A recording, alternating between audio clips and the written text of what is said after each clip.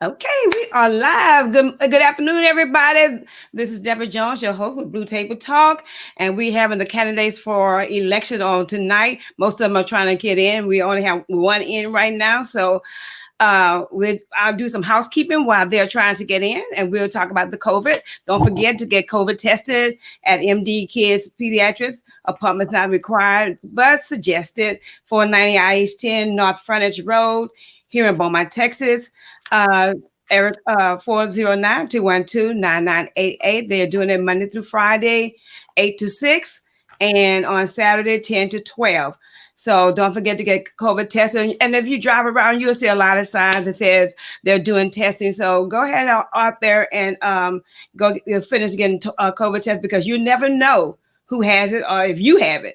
And so go ahead and do your due diligence and get tested, and let's be safe and not sorry.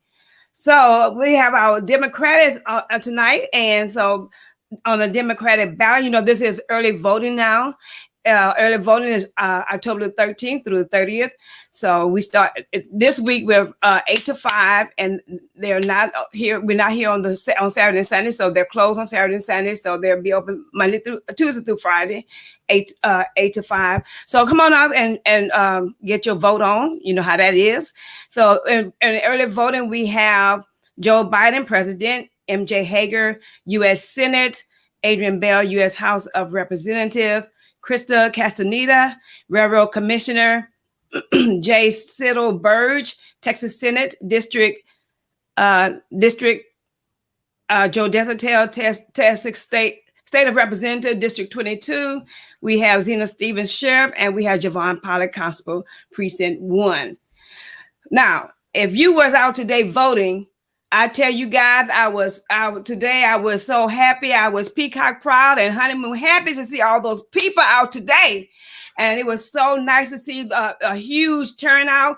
It was a record breaking here in our city and in our district. So keep going. We got early vote, like I said, from October the 13th through the 30th. Don't forget, bring at least 7 people with you. Tell 7 people, tell 25 people. Let them know. Let's get out here and vote, because we got to vote like our life depends on it. So we let's go ahead and to the city, into these polls and votes. So right now we have on with us, we have Constable Javon Pollard. So I'm gonna introduce to you and present to others our Constable Javon Pollard. Hi, Javon. How you doing tonight? How are y'all? I'm good. How are y'all doing? Great, thank you. And I have a co-host tonight. I have none other than my cousin. Please, everybody, don't tell that. Don't mention that. Tony Renfro. What's up, Tony? VOTE. Vote. We're going to vote like we never voted before. And I'm excited about the people that went out to vote today. I mean, yes, it was in droves, and it's just a record-breaking voting today. And we got to keep it going, keep the momentum going, because it's I've been waiting on this for 6-7 months. I've been waiting on this since 2016. Vote, people. We're gonna vote. We want everybody and their grandma and their monkey to vote. and everybody else to vote. We want everybody to vote. Everybody to vote. Yes. It was a record-breaking day of voting. People are voting, and people, you was being patient. I saw you where you were sitting there and you were being patient. And you didn't give up, even when the machines malfunctioned. You didn't give up. You stayed there and you voted. Right. Want you to vote. Now we don't want you buying no fake ballots. We want you to vote. Vote. Yes, vote like you never voted before. Yes. And man, I'm excited. I am too. I know everybody else is. Yeah, you voted already, cuz. Yes. Yes. Right. I was at John Paul Davis today, and before the doors opened at 8 o'clock, they had people all around the building. And I was like, oh my God, look. I was like, I was just like a baby with a popsicle. I was like, oh my God, look at these people. Yeah, it's so exciting to see our people out here voting. So, right. And especially, like I said earlier, especially that North End. Yeah, that North End came out. That's that North End. That's Come right. on with it, baby. When that North End comes, we rolling there. We rolling high cotton here. But now we're just I appreciate you inviting me over to the show tonight, cuz I'm excited with the candidates that's going to be on board tonight. And of course, we've met and we've talked many times before. And you guys know how excited I am about voting, and I'm fighting by making a change. Right. And that's the most important thing. We need to change. We need to unite and change and make things better because we've been set back these last 4 years. Right. Nationally. And we want to put our favorite candidate in that's going to do something for us and get counted. That's the most important thing. And it starts local and goes on up. And it starts again local and goes on up. And I'm about to introduce your other guest, but she just popped on. It's not our show. Hey, Adrian, how you doing? Can you hear us? Yes, I can. How y'all doing? How about to introduce you, Adrian? I realized that this is not my show. But that's okay. Hey, we all blood. We were talking about voting, how we voting, and how's everybody voting. Man, hey, listen. I'm subject to go to HEB and get some popsicles and let them. We're gonna vote. We're gonna do this thing. We're gonna do this thing today. Javon, did you go around today looking at people who voted and see what the goals that we had today? It was super encouraging as a candidate to see the response of everybody at the polls. Everybody was very orderly. The lines, there was proper social distancing. Hats off to the county clerk's office for the way that they performed today as far as keeping the booths clean, right, and keeping the social distancing. People did not let COVID-19 discourage them. I even saw people that had their mail-in ballots that didn't want to take the chance or the risk of it not getting in the mail, and they just showed up to the polls and voted. So it was awesome to see. There was lines everywhere, but everybody was in good spirits. The weather was perfect. So it was a great day. It was a great day. Yeah. What about you? What about you, Adrian? Did you see the people around and everything? Well, I went around a few places in Galveston County and was told that in Galveston County, they had over 15,000 people vote today. So it was robust. And I'm like the constable, I am very encouraged by what we're seeing and what we're hearing from the people. People are tired of what's going on.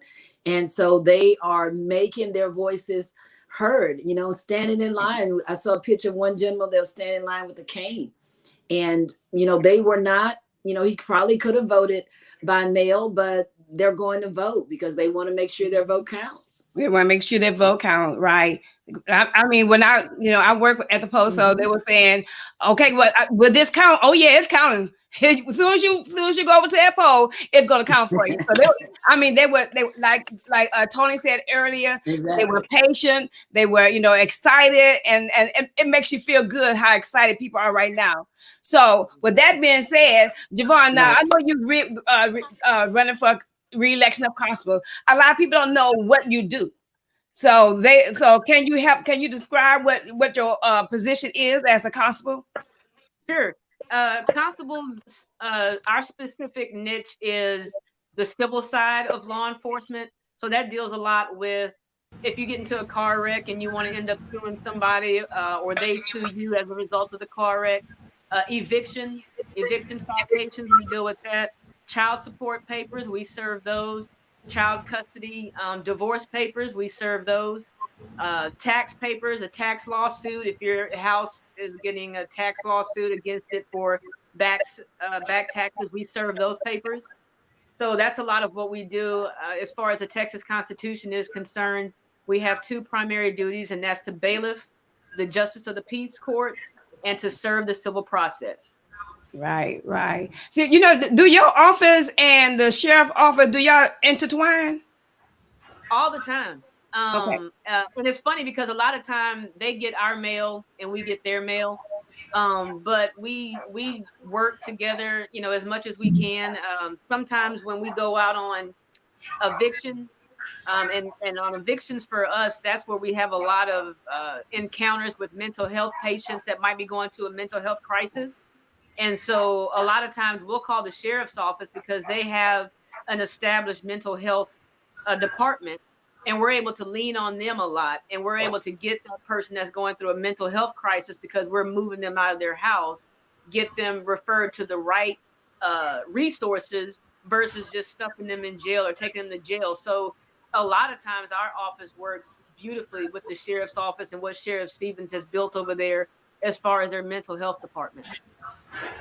But they just both police enforcement, right? Law enforcement, put it like that, right? Yes.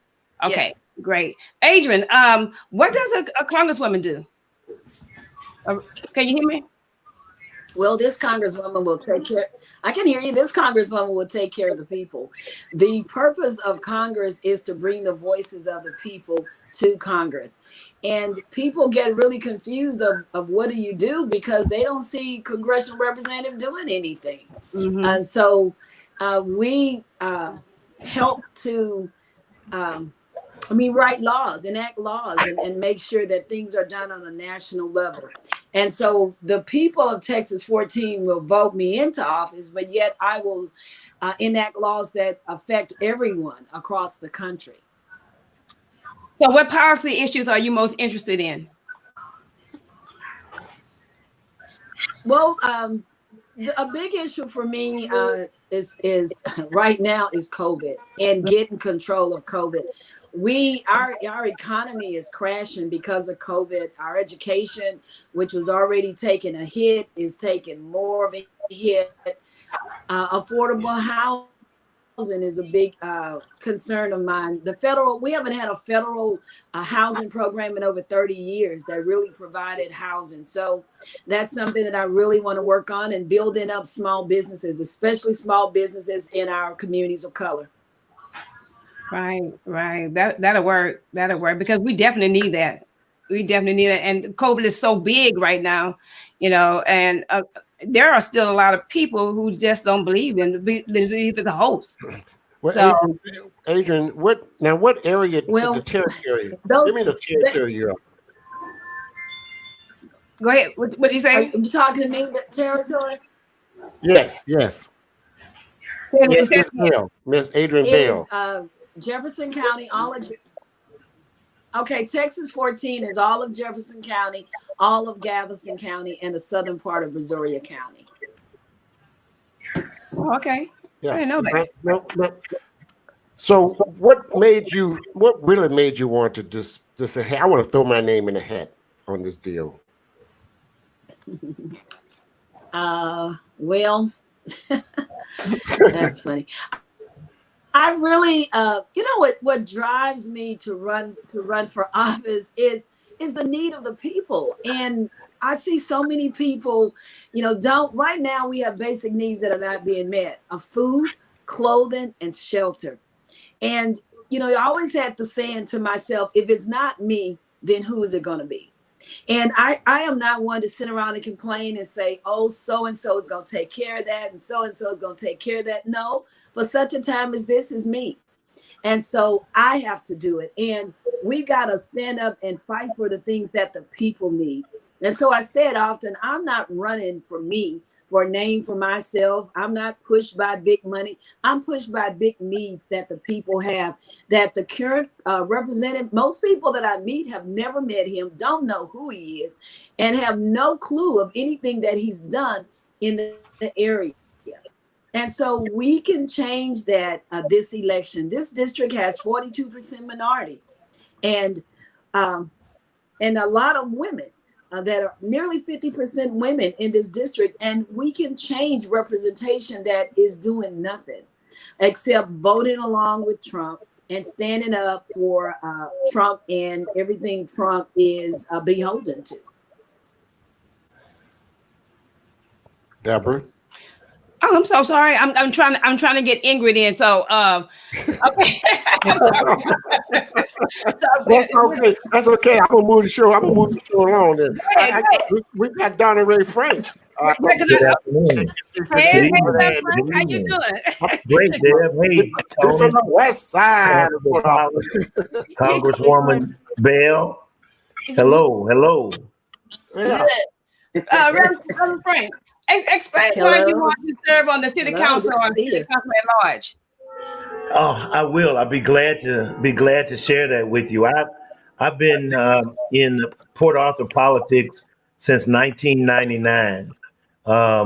In 1999, I had a son came home and didn't have any books, and I asked him why he wasn't studying, and so he said that they only had a classroom set, and that was my entrance into politics because I decided that if my son only had a classroom set and I'm paying taxes at the house, why does he only have a classroom set of books? So that was my foray into politics. So I ran for school board in 1999, and Port Arthur hadn't had, at that particular time, Port Arthur hadn't had a bond issue in 36 years. Wow. We have not had a bond issue. So all of the buildings in Port Arthur were dilapidated. We had buses with 436,000 miles. The buses were so terrible at that particular time, they would send maintenance trucks behind every bus when they went out of town in case they stopped. We hadn't had a new building, of course, and so that's how I got interested. But now what I'm trying to do is to take the successes that we've had in PAISD of having all new buildings, early college, high school, Kate building where we teach kids welding, machine shop, cosmetics. I'm trying now to translate the lessons that we've learned in the school district and bring them now to the city and bring us now through this resurgence. And so I believe that I'm uniquely qualified to do that through the experiences that I've had, through the relationships that I formed with the port, with the school district, and now causing all three of those entities to come together to start the resurgence back in Port Arthur. So I'm excited about being a part of that. I'm looking forward to serving the people of Port Arthur. I'm a servant. That's all I've ever done is serve Port Arthur. I love Port Arthur. I'm Trill. I'm down. I love Port Arthur. And so I want to see us come back. I'm ready to see us come back. I believe the people of Port Arthur are ready to see us come back. Right.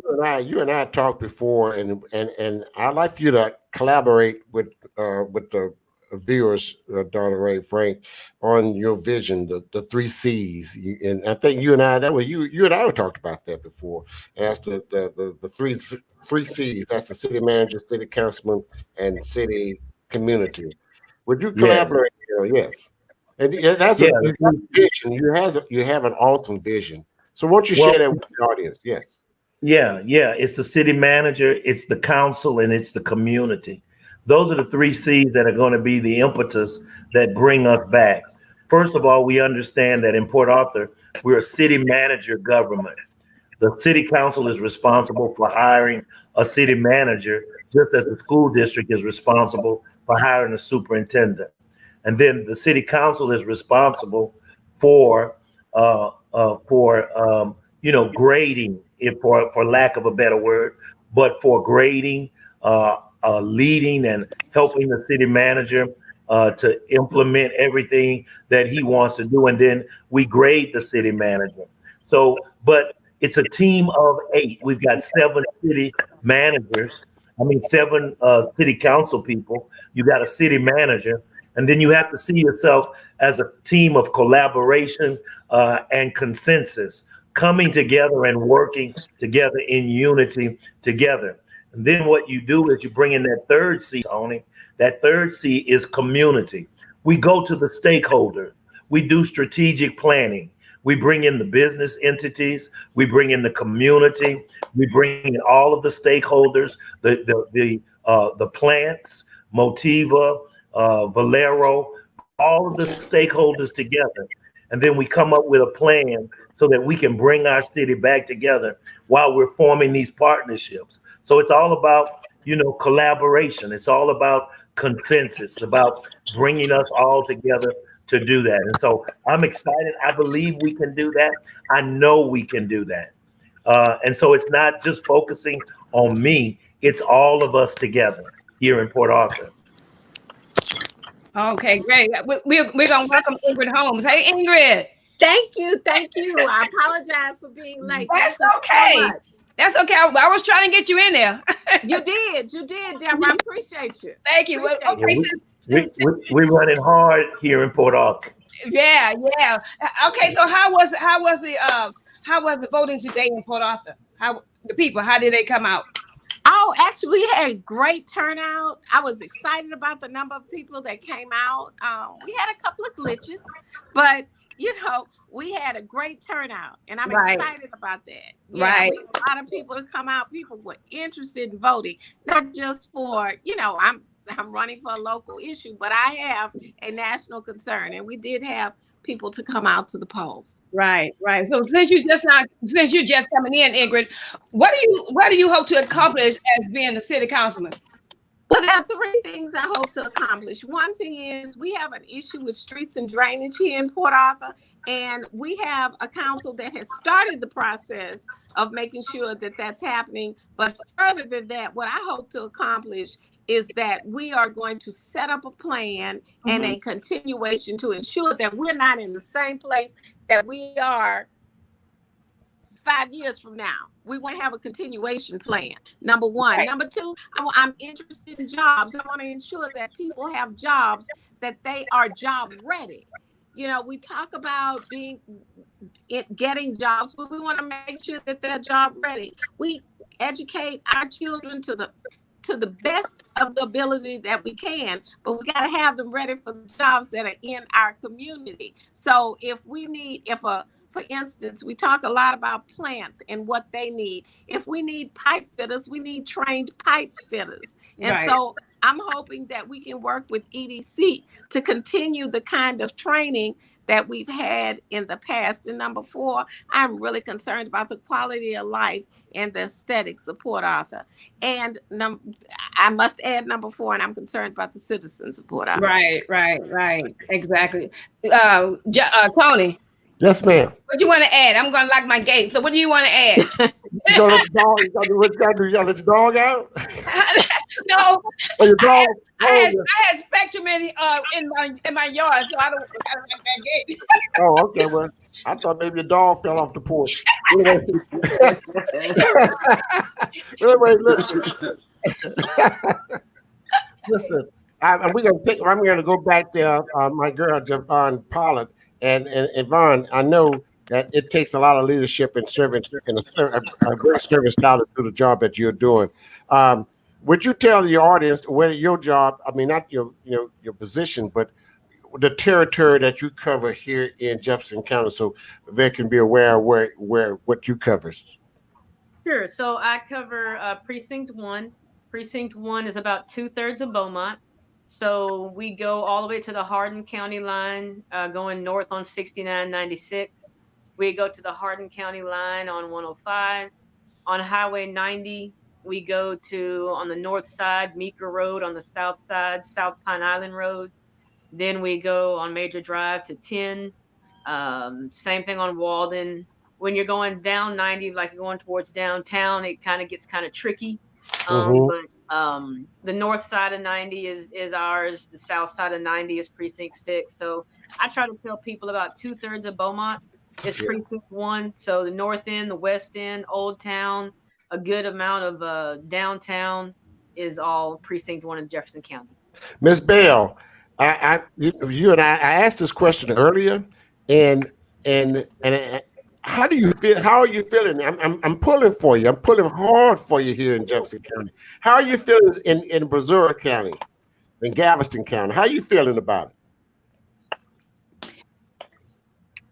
Well, Galveston County has really, really turned up the heat, and it is the area where we could have the most growth, because Jefferson County, we know, is pretty much Democratic. And so Galveston is the one that has been Democratic. And then it has, we had some voting, where people weren't motivated to come out and vote. But Galveston County has really, really upped to level. Brazoria County is the most conservative of our areas. And we have some good pocket of voters that are Democratic or in those areas in that area as well. Well, great. I am again. I'm pulling for you strongly here. Yeah, yeah. We want you. We want to see you over the finish the finish line. Yeah, cross that finish line strong. Yeah. Lean and strong. Now did you tie your cat down? You tie your cat down. Who you talking about? So you can finish the show. I got it. Look, I apologize to you guys. Right at the last minute, the guy came and knocked on my door and wanted to do something with Spectrum, and I'm like, "What?" Okay, but no problem. I bet you let him in, didn't you? I mean, that's outside. Okay, I want to talk to my new candidates. That's Ingrid and Pastor Frank. Have you already been volunteering or serving in your city, as far as with anything, so that they know who you are and everything? Go ahead, Ingrid.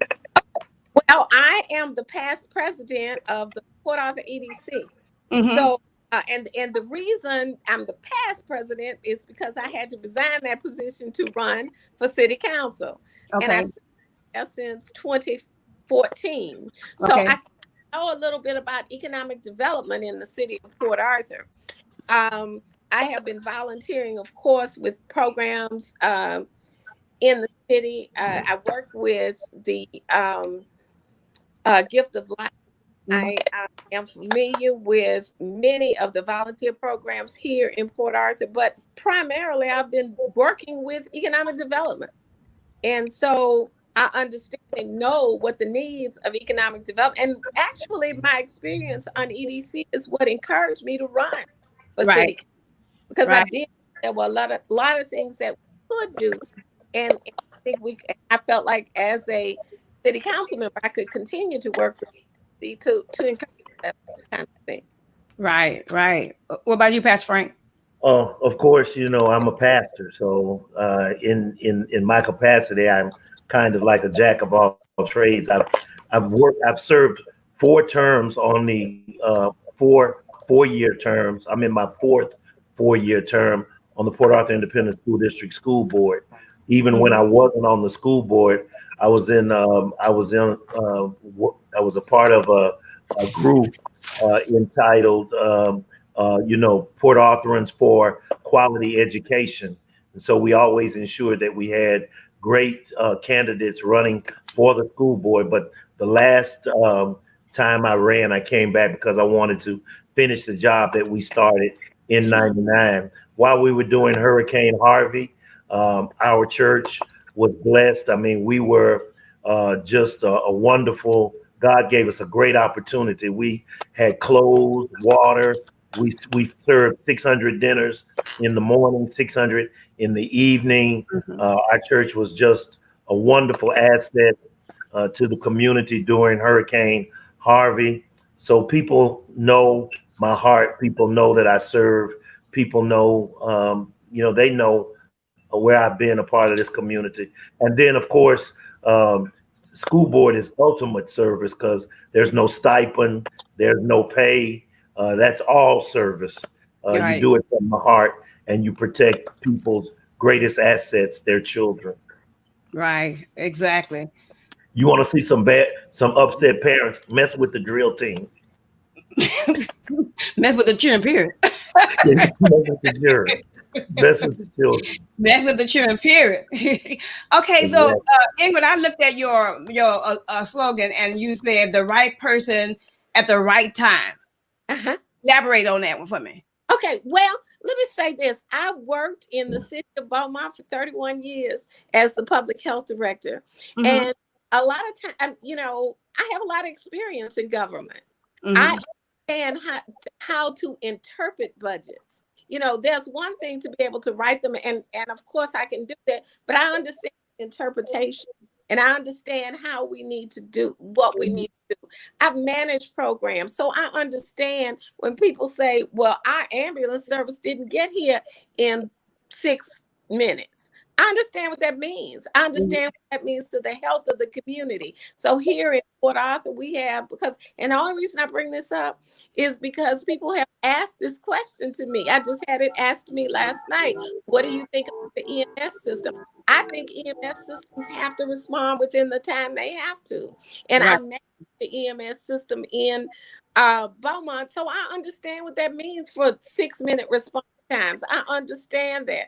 I understand what it means to know how to write ordinances. And when you're presenting it to city council members, the one thing I understand is what they really need to say, what they need to mean. I wrote them from the other side of the track, as you would say. I wrote them as an employee. But as a city council member, I think because I wrote them, I can effectively interpret them. So my experience is what I bring. Right. Go, Miss Holmes. Go, Miss Holmes. Go, Miss Holmes. You got it. Go. All right. Pastor Frank, your slogan is a strong voice for your vote. So elaborate on that. Well, I think as you know, Constable Javon Pollard and, Ingrid Maria and, any candidate, Adrian Bell, any of us will come to the point where we understand we represent people. Mm-hmm. We represent our community. And so as we sit there, it's not just to occupy space. It's a voice for the people. It's for that lady today that I talked to who said that she's having trouble getting her trash picked up. It's for that mother who is having problems with housing. Mm-hmm. And the city council needs to be sure that they have individuals in the housing HUD and all of that are receptive to the needs and the desires of individuals living in those facilities. It's for those voices that call us and say, I have drainage backing up, sewage backing up in my bathtub. Those are the kinds of concerns that I've heard people levy as I've started to run for city council. And so I need to be a voice for them. I need to pass those sentiments on to the city manager to make sure that our employees are taken care of. First of all, that they have, everything they need, the trucks that they need, mm-hmm. the equipment that they need, the training that they need, the medical insurance that they need to take care of their families, and a salary that is comparable to a living wage in Port Arthur, Texas. And when everybody has what they need, we can accomplish the mission. But my job is to be that voice, to share that in the hearing of the city manager and to get the mission accomplished. Right. Exactly. Constable Pollard, this will be your second term as constable. So why you want to run again in the same position? Because I'm not done. I feel like there's more that I can do. I feel like there's more that I can do. And being a pastor's child, a preacher's kid, we were raised in service, mm-hmm. and we understand what it is to do our best to leave the world better than what you found it. And so for me, I'm motivated just to continue to leave Precinct 1 better than what I found it. In all respect to the Honorable Earl White, who went to be the first Black fire chief of Beaumont. Mm-hmm. He left a great foundation, and I feel like there's more that I can do. I feel like there's more that needs to be done to build up Precinct 1, to build up Beaumont. And so I'm just excited to continue to go to work. Right. Hey, Councilman Pollard, would you please let them know that you are the first African American woman. Yeah. Go ahead. Put that back. Let them know. It's not like you tell it like you say it like you would say it. No, so when Chief White left and vacated the seat, I saw an opportunity for representation because there was not a woman who had ever been elected to that position. And so I sought my opportunity. I had a great mentor in Constable Chris Bates in Precinct 2 in Port Arthur, Texas. And I quietly made my way to the ballot. And I was able to, in 2018, become the first woman ever elected as constable. And then the first, of course, Black woman ever elected as constable. So it's been a great ride. And again, we've done a lot in a short period of time, but there's so much more that I want to do to help Precinct 1 and then Jefferson County as a whole. So I'm just excited to keep going. All right. That means you're not through yet. Yeah. Not through yet. That is yet to come. Yes. So why did you ever choose this career in law enforcement? I mean, you know, I ain't choosing. I'm a daddy's girl. Okay. You know, my dad is my hero, and I was rounding around in his Chester drawers one day, and I saw some handcuffs, and I was like, "What is this?" And my mom was like, "Well, your dad used to be a sheriff's deputy in New Orleans," and I was like, "What?" I was like, "Okay, well, shucks, I'm gonna see if I can go be a sheriff's deputy." And so I went on a whim and enrolled into the police academy. Okay. One of 5 women in my class, the only one to graduate. And I guess the rest is history. I still carry my father's cuffs on my duty belt. And that's kind of how I got my start in law enforcement. I saw my dad do it, and I was like, well, shucks, I'm gonna go do that too. So that was about 20 years ago. Wow. That's awesome. That's awesome. Awesome. Yeah. Yeah, it is. Sure is. What? Let me talk to West Side Frank. West Side. Go ahead, Tony. You know, I've always, enjoyed you guys. I mean, to see you guys doing what you're doing in Port Arthur, and and I know that Port Arthur has a long ways to go.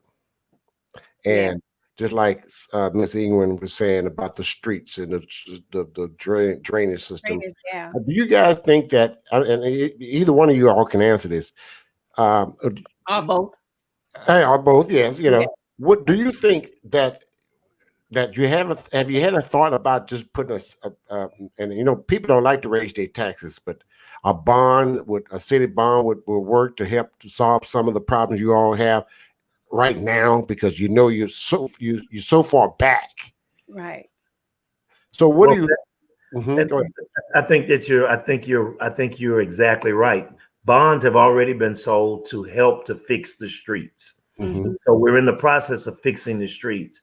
And I'm not trying to cast any aspersions on any of the council people, but they're only going to be looking at fixing 43 streets a year.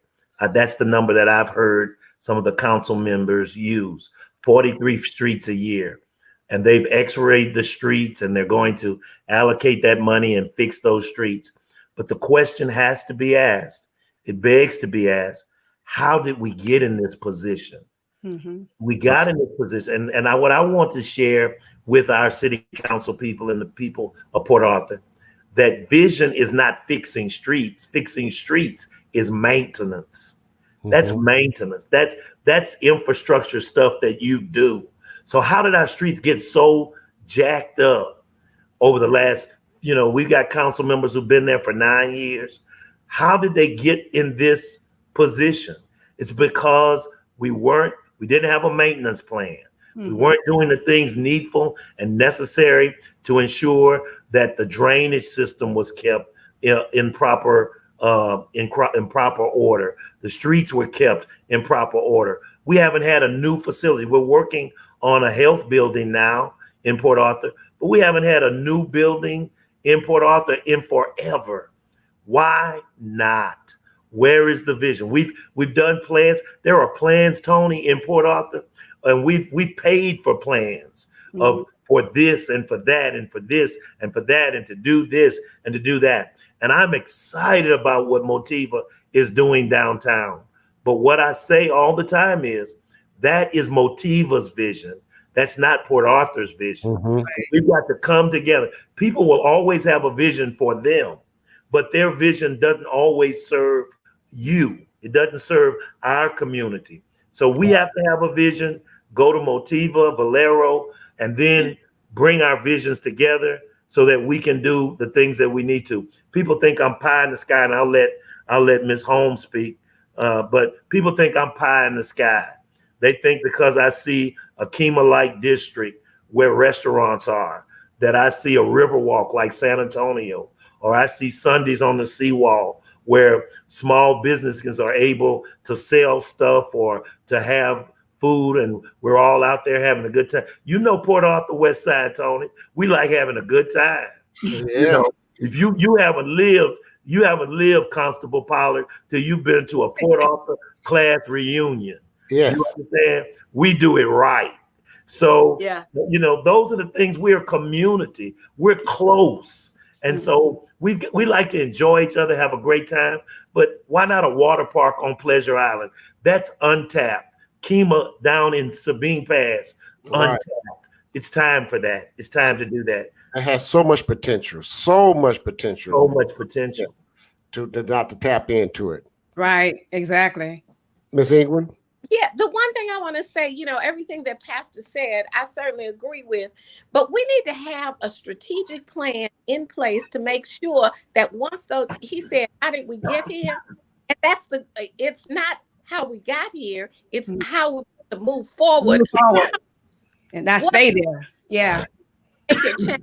So that in 20 years, our kids won't be looking at what these streets look like today. We have to have maintenance. Those are maintenance issues. And so I think it's very important. And you're right, Pastor. We got to have vision. We got to say, hey, there's nothing like, you know, I'm not going to let Pastor Frank take all credit for the West Side, because I grew up on the West Side of Port Arthur too. So I'm not going to let him take that. But I think there's nothing like the communities that we've had and the caring and the loving that we have in Port Arthur, and all those emotions have to be moved forward into doing something. And, you know, Pastor talked about doing something on Pleasure Island. I'm talking about even doing something right here on Rose Hill Park, that we have a nice park where we have a walking trail. We have things that people do. There's a whole area that we could have food trucks, right, you know, Sundays like Beaumont does, have the Sunday in the parks in Port Arthur, Texas. Port Arthur has a lot of natural resources. We need to capitalize on those. Not a fisherman myself. I've done it. Fishing. Something so simple as making the fishing areas really nice. Just simple stuff, so that when we talk about all the cars that are leaving Port Arthur, well, those are contractors as well. So when they're leaving, we want to develop something that says, when those contractors go home to Kansas, that we say, you know what, baby? Let's think about Port Arthur, because they got some things going on there that we could move our family and to have our contracting job. And I can go to Kansas and work temporarily, but I can live in Port Arthur and buy property in Port Arthur and have pay taxes in Port Arthur, Texas. Right. Let's turn that around. Let's turn it around and make it family friendly. Mm-hmm. Make it family friendly. That's right. Just family friendly. Yeah. Make it family friendly. Just have it, you know, have it going on. I want people in Port Arthur to have jobs, and I want the people who are coming here to get the jobs to move here. But but they're contractors, and as contractors, their jobs change and they move to different areas in the state. Make this your home base. Make this your home base. Don't, I'm saying take our permanent jobs. I'm saying make this your home base. Right. But one thing you did say, Reverend Frank, is that it has to be a Port Arthur vision, not just a Motiva vision. Motiva has their vision, and they are putting their vision in works. But now Port Arthur has to put their vision into works. And we were so up, you know, so many people were upset, and you know, so many people were upset when we lost the Mardi Gras. When Mardi Gras decided that it wasn't going to be in Port Arthur anymore. But what I always say is that the two greatest strengths of Port Arthur are our diversity and water. Right. That's why all these plants come to Southeast Texas, come to Port Arthur, because we have water. Yeah, And water, you know, water is strong. Right.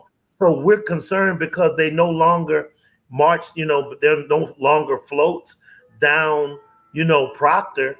Man, dig Proctor up, run water down it, and have a river walk like San Antonio. Yeah.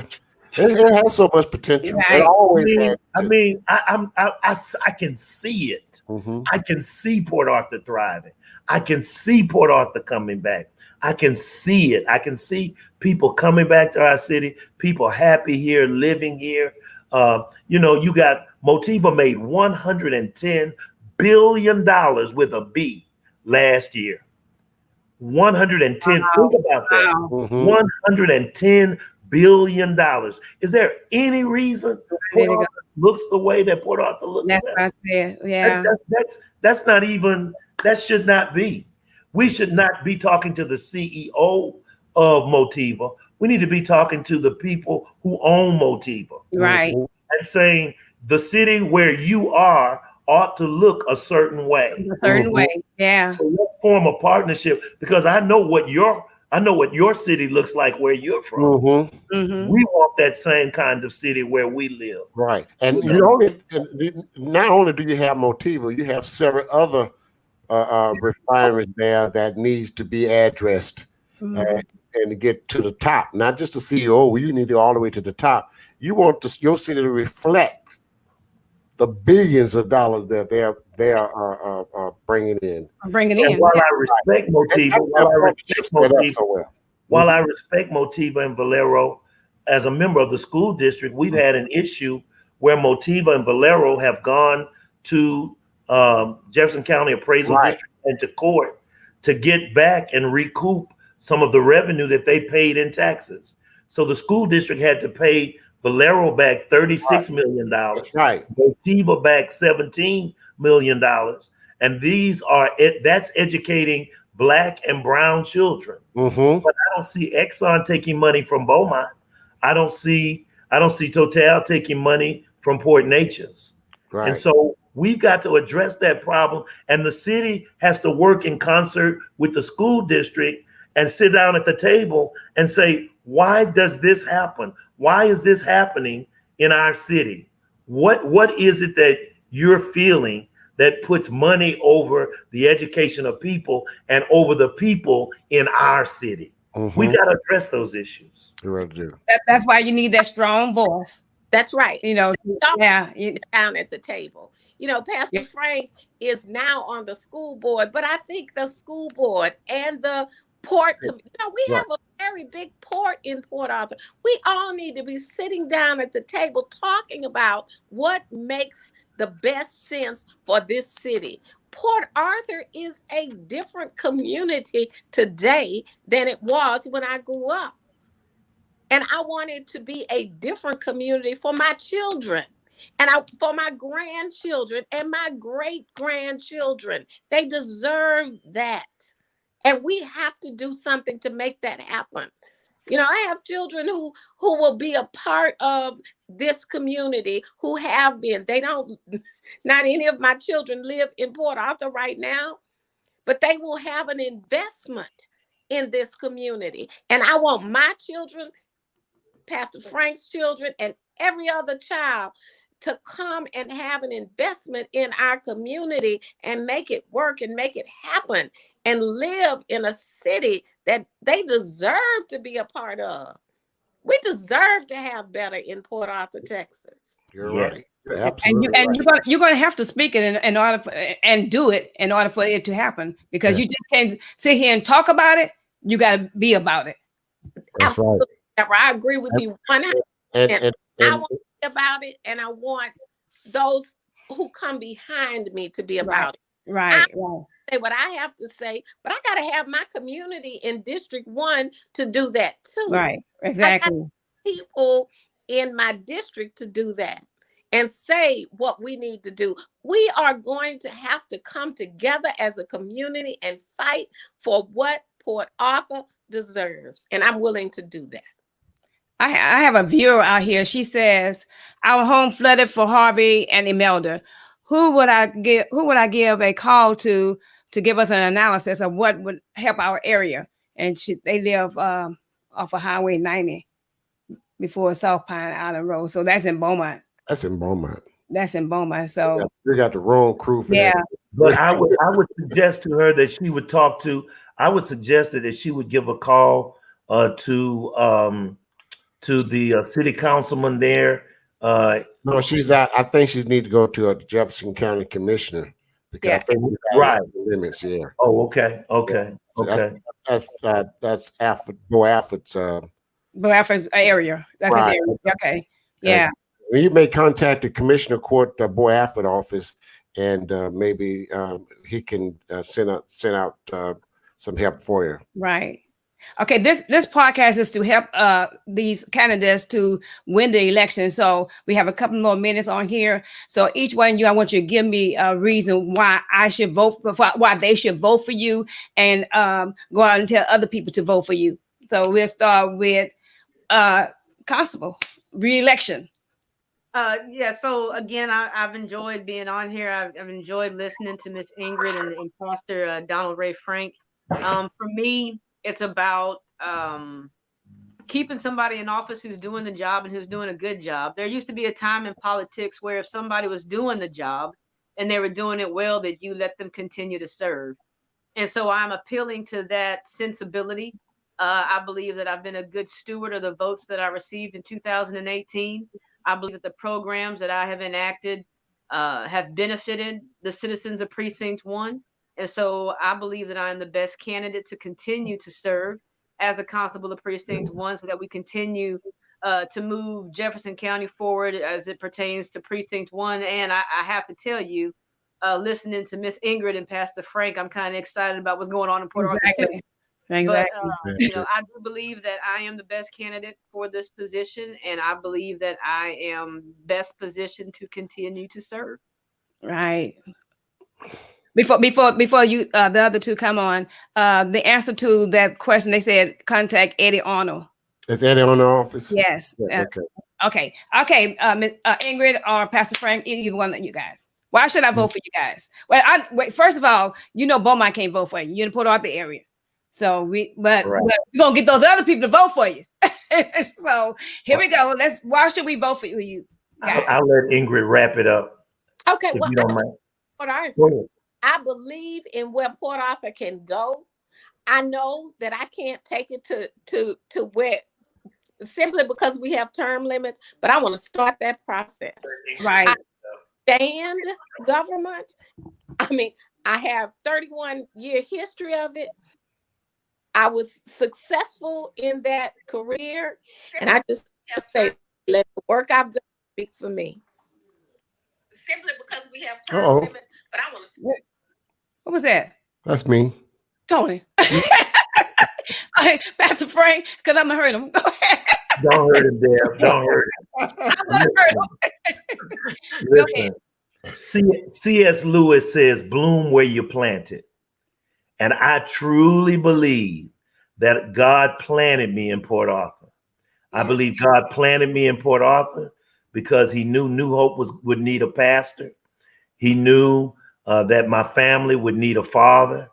He knew, that the school district would need me to serve and to do some of the things that have been accomplished. He knew that Cathedral of Faith would need an assistant pastor.